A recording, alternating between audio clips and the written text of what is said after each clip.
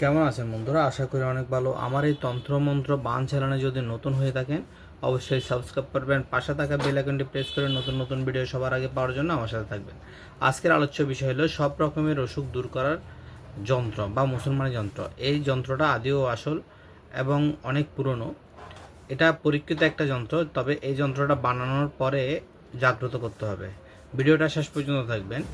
যে কোনো কালিতে, এখানে লেখা আছে যে কোনো কালিতে লিখবেন এবং এই মন্ত্রটি অভিমন্ত্রিত করে 40 দিন ধরে পান করালে, ভিজিয়ে বা ডুবিয়ে পান করালে ওই ব্যক্তির বিভিন্ন রকম রোগ যদি থাকে তাহলে সেটা কমে যাবে।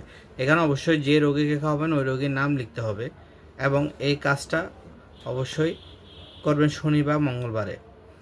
যে কোনো কালিতে লিখে এই মন্ত্রটি অভিমন্ত্রিত করতে হবে। 41 বার পাঠ করবেন। এটা একটা মুসলমানি যন্ত্র।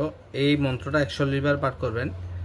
পাঠ করার পরে যদি আপনারা অসুখ এবং বিভিন্ন রকম অসুখ বিসুখ থেকে রক্ষা পেতে চান তাহলে এটা রোগীকে 40 দিন ধরে ভিজিয়ে জলের সাথে খাওয়াবেন, তাহলে সহজভাবে আপনাদের রোগ নিরাময় হবে।